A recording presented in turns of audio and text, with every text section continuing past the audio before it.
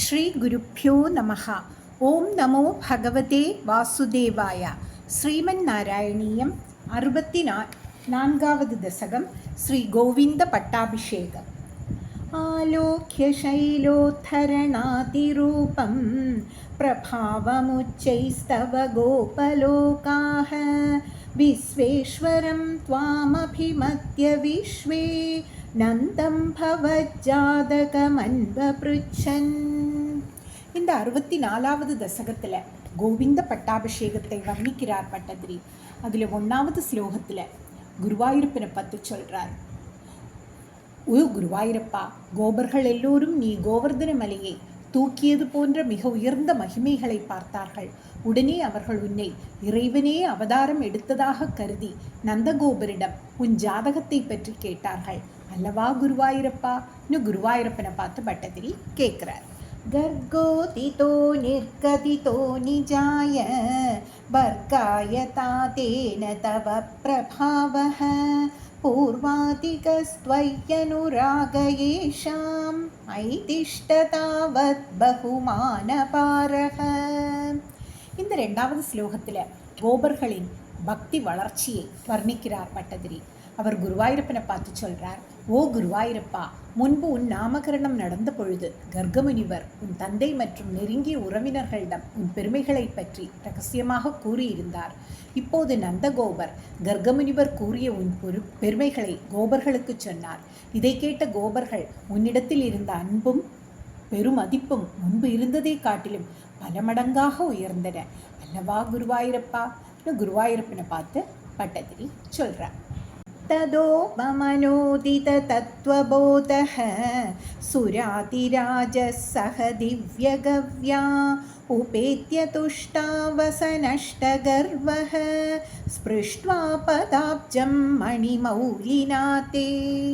இந்த 3வது ஸ்லோகத்தில் இந்திரன் பகவானை வணங்கி துதிக்கிறதை பற்றி வர்ணிக்கிறார் பட்டதிரி. அவர் குருவாயூரப்பன் என்று சொல்கிறார். ஓ குருவாயூரப்பா, இந்திரன் அவமானம் அடைந்து கர்வம் இழந்து உண்மை அறிந்து தேவலோக பசு காமதேனுவுடன் உன்னிடம் வந்தான். அந்த இந்திரன் தன் ரத்தின கிரீடம் தரித்த தன் தலையை உன் தாமரை போன்ற திருவடிகளை மலரை தொட்டு வணங்கி துதித்தான் அல்லவா குருவாயூரப்பா? குருவாயூரப்பனை பார்த்து பட்டதிரி சொல்கிறார். ஸ்நேகஸ்னுதைஸ்த்வாம் சுரபிப் பயோபிர்கோவிந்தநாமாங்கிதமப்யஷிஞ்சத் ஐராவதோபாஹ்ருததிவ்யகங்கா பாதோபிரிந்திரோபி ச ஜாதஹர்ஷஹ. இந்த 4வது ஸ்லோகத்தில் கோவிந்த பட்டாபிஷேகத்தை வர்ணிக்கிறார் பட்டதிரி. அவர் குருவாயூரப்பனை பார்த்து சொல்கிறார். ஓ குருவாயூரப்பா, அந்த தேவலோக பசு காமதேனு அன்பின் மிகுதியால் பாலை பெருக்கி உனக்கு கோவிந்தன் என பெயரிட்டு பாலால் அபிஷேகம் செய்தது. இந்திரன் ஐராவதம் என்ற யானை மீது அமர்ந்தபடி தான் கொண்டு வந்த ஆகாய கங்கை நீர் கொண்டு உனக்கு அபிஷேகம் செய்தான் அல்லவா குருவாயூரப்பா? குருவாயூரப்பனை பார்த்து பட்டதிரி ஜெகத்ரயேஷே த்வயி கோகுலேஷே ததாபிஷிக்தே சதி கோபவாடஹ நாகோபி வைகுண்டபதேப்யலப்யாம் ஸ்ரீயம் பிரபேதே பவத பிரபாவாத். இந்த 5வது ஸ்லோகத்தில் கோகுலத்தில் வைகுண்டத்தை வெல்லும் ஐஸ்வர்யம் இருக்கிறதாக வர்ணிக்கிறார் பட்டதிரி. அவர் குருவாயூரப்பனை பார்த்து சொல்கிறார்.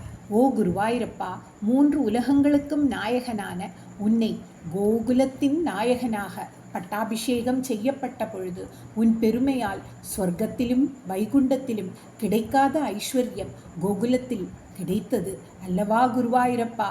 குருவாயூரப்பனை பார்த்து பட்டதிரி சொல்கிறார். கதாச்சிதந்தர்யமுனம் பிரபாதே ஸ்நாயன் பிதா வாருண பூருஷேண நீதஸ்தமானேதுமகாபுரீம் த்வம் தாம் வாருணீம் காரணமர்த்தியரூபஹ. இந்த 6வது ஸ்லோகத்தில் கிருஷ்ணன் வருணலோகம் செல்றதை பற்றி வர்ணிக்கிறார் பட்டதிரி. அவர் குருவாயூரப்பனை பார்த்து சொல்கிறார். ஓ குருவாயூரப்பா, ஒரு நாள் பொழுது புலர்ந்து விட்டது என்று எண்ணிய உன் தந்தை நந்தகோபர் விடுவதற்கு முன்பே யமுனை நதியில் நீராடி கொண்டிருந்தார். அப்பொழுது வருணனின் தூதன் ஒருவன் நீராடி கொண்டிருந்த உன் தந்தையை வருணலோகத்திற்கு கொண்டு சென்று விட்டான். உன் தந்தையை அழைத்து வர காரண வாசத்தால் பூபாரத்தை போக்க நீ மானிட பிறவி எடுத்த நீ வருணலோகமான வருணபுரிக்கு சென்றாய் அல்லவா குருவாயூரப்பா. குருவாயூரப்பனை பார்த்து பட்டதிரி சொல். சசம்பிரமம் தேன ஜலாதிபேன பிரபூஜிதஸ்வம் பிரதிகృஹ்யதாதம் உபாகதஸ்தத்க்ஷணமாத்மகேஹம் பிதாவதத்தச்சரிதம் நிஜேப்யஹ. இந்த 7வது ஸ்லோகத்தில் பட்டதிரி நந்தகோபர் வர்ணலோகத்திலிருந்து திரும்பி வந்து கூறிய சரிதத்தை வர்ணிக்கிறார். பட்டதிரி அவர் குருவாயூரப்பனை பார்த்து சொல்கிறார், ஓ குருவாயூரப்பா, நீரின் தலைவன் வருணன் உன்னை வரவேற்று உனக்கு சிறந்த பூஜை செய்தான்.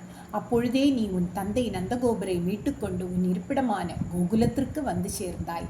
உன் தந்தை நந்தகோபர் இந்த வரலாற்றை தன் உறவினர்களுக்கு கூறினார் அல்லவா குருவாயூரப்பா. குருவாயூரப்பனை பார்த்து பட்டதிரி சொல். ஹரிம் வினிஷ்சித்ய பவந்தமேதான் भवत्पतालोकनबद्धतृष्णान् निरीक्ष्य विष्णो परमं पदं तत् दुरापमन्यैस्त्वमदीदृशस्तान्. பகவான் வைகுண்டத்தை காண்பிக்கிறதை வர்ணிக்கிறார் பட்டதிரி இந்த ஸ்லோகத்தில். அவர் குருவாயூரப்பனை பார்த்து சொல்கிறார், ஓ குருவாயூரப்பா, அந்த கோபர்கள் உன்னை ஹரி என்ற நாராயணன் தான் என்று உறுதியாக தெரிந்து கொண்டார்கள். பின் உன் உறவினர்கள் உன் உலகமான வைகுண்டத்தை காண விரும்பினார்கள். இதை உணர்ந்த நீ அவர்களுக்கு மற்றவர்களால் அடைய முடியாத அந்த சிறந்த பரமபதமான வைகுண்டத்தை காண்பித்தாய் அல்லவா குருவாயூரப்பா. குருவாயூரப்பனை பார்த்து பட்டதிரி சொல்கிறார். स्फुरत्परानन्दरसप्रवाह प्रपूर्णकैवल्यमहापयोतौ चिरं निमग्ना खलु गोपसङ्गास्त्वयैव भूमन् पुनरुद्धृतास्ते. இந்த 9வது ஸ்லோகத்தில் வைகுண்டம் சென்றவரை திரும்பி கோகுலத்திற்கு பகவான் அழைத்து வருவதை வர்ணிக்கிறார் பட்டதிரி. அவர் குருவாயூரப்பனை பார்த்து சொல்கிறார், ஓ குருவாயூரப்பா, அந்த வைகுண்டத்தை தரிசனம் செய்த கோபர்கள் எல்லோரும் பேரானந்த ரசத்தின் பெருக்கினால் மோட்சமாகி அமுத கடலில் மூழ்கி மெய்மறந்து வைகுண்ட தரிசன பாக்கியத்தை வெகுநேரம் அனுபவித்தார்கள். பிறகு அவர்களை நீ அந்த நிலையிலிருந்து மீட்டு திரும்பவும் கோகுலத்திற்கு கொண்டு வந்தாய் அல்லவா குருவாயூரப்பா. குருவாயூரப்பனை பார்த்து பட்டதிரி சொல்கிறார். கரபதரவ தேவம் தேவபுத்ராவதாரே நிஜபதமனவாப்யம் தர்ஷிதம் பக்திபாஜாம் ததிஹ பசுபரூபி த்வம் ஹி சாக்ஷாத் பராத்மா பவனபுரநிவாசின் பாஹி மாமயேப்யஹ. இந்த 10வது ஸ்லோகத்தில் பட்டதிரி குருவாயூரப்பனை பிரார்த்திக்கிறதை பற்றி தான் சொல்கிறார். ஓ குருவாயூரப்பா, உன் பக்தர்களுக்கு எந்த அவதாரத்தில் யாராலும் அடைய முடியாத வைகுண்ட லோகத்தை கைமேல் நெல்லிக்கனி போல் காட்டினாய். பரமாத்மாவான நீ இங்கு ஆயச் சிறுவனின் உருவில் உள்ள இந்த அவதாரத்தில் அல்லவா தெளிவாக உன் பக்தர்களான இடையர்களுக்கு காண்பித்தாய். நீயே கண்கண்ட இறைவன். ஆகவே நீயே என் நோய்களிலிருந்து காத்தருள வேண்டும் என்று பட்டதிரி பிரார்த்திக்கிறார். அதே போல் நாமும் கண்ணனின் தாமரை போன்ற திருவடி தாமரைகளில் விழுந்து ஆரோக்கிய சௌக்கியத்திற்கு வேண்டி பிரார்த்திப்போம். சர்வத்ர கோவிந்த நாம சங்கீர்த்தனம் கோவிந்த கோவிந்தா.